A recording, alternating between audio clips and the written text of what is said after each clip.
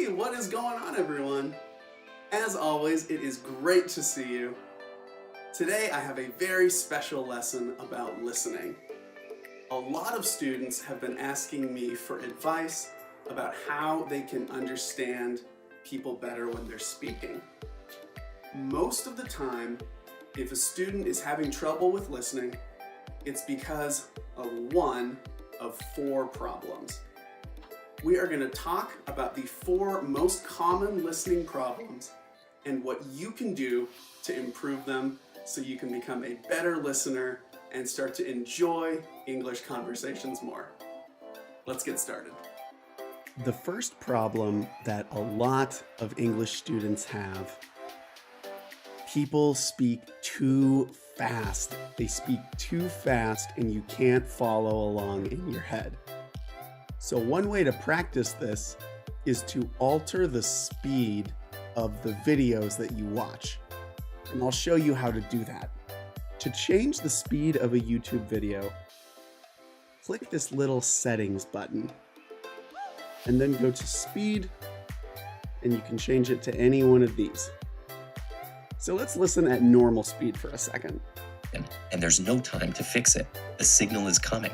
And if you make even a small mistake in counting off 45 seconds, you'll get fried. Let's pretend that is a little bit too fast. So let's go to 75% speed.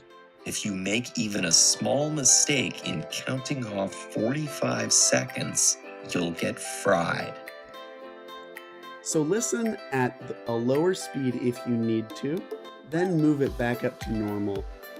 And after you've listened a few times, try listening at an even faster speed. So let's hear it at 1.25 speed. Fix it. The signal is coming. And if you make even a small mistake in counting off 45 seconds, you'll get fried. Searching your pockets. So as you become more familiar with a video, try to listen to it at a higher speed and follow along as you hear the words. So let's review. First, you want to play the video at a speed that you can understand. And then once you understand everything, increase the speed and try to follow along and recognize what they're saying. This will really help you understand faster speaking English speakers. The next problem is that they say too many words you don't know. Your vocabulary is not good enough to understand everything they're saying. And so for that, you just need to expand your vocabulary. And I have a few tips and free websites that can help you do that. A great way to start with increasing your vocabulary is to just find lists like this. Find lists of the most common words, and when you get to a word you don't know, find the definition or the translation in another language. And if you want to review and practice these vocab words, I highly recommend using Quizlet. This is a completely free website where you can make any type of flashcards you want. So if you want, you can take the words, the English words you're trying to learn, and then put the translation in your own language. Or you can put the words you're trying to learn and give a definition.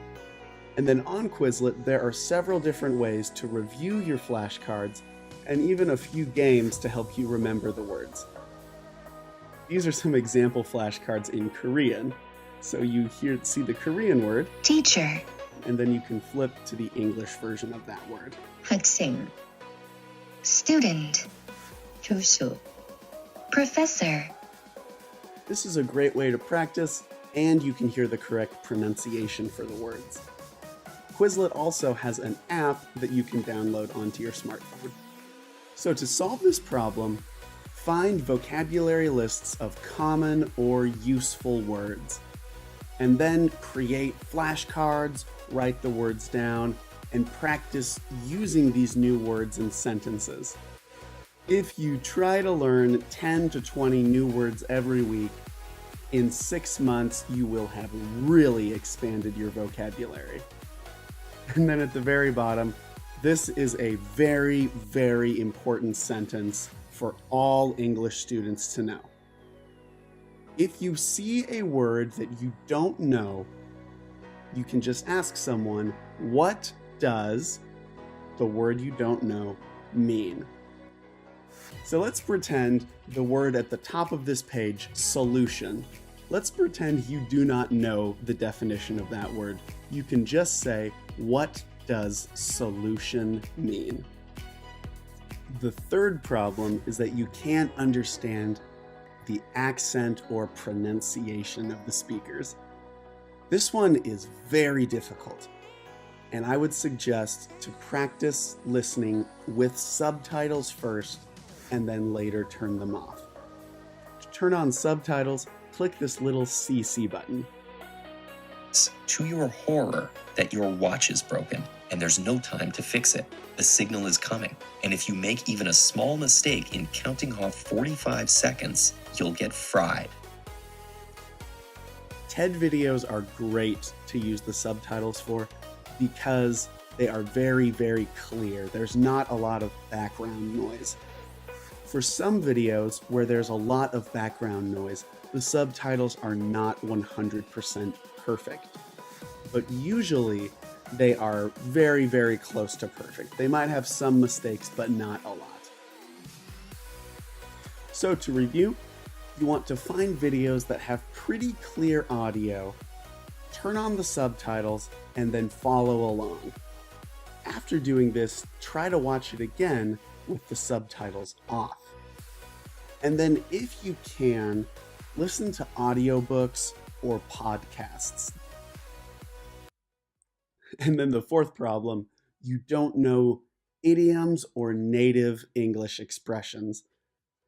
This is a very difficult problem and there isn't really a clear solution. The best thing you can do is just listen to more native speakers and learn more idioms. Just like before, there are tons of articles on the most common English idioms. I've also made a video about some common idioms, and I will make many more videos like that in the future. Get a list of the idioms, and then if you want to review them, you can make a set of flashcards on Quizlet to do so. So to review, find lists of common English idioms, and then listen to unscripted English videos. These can be interviews, talk shows, or a lot of these short videos that I use in my listening lessons. These are great because they are truly how native English speakers talk. If you can understand unscripted English videos, then you can understand native English speakers. Okay guys, thank you so much for watching. I hope you enjoyed that. I hope you can use these tips to improve your listening and so that you can become more confident and start to enjoy English conversations more.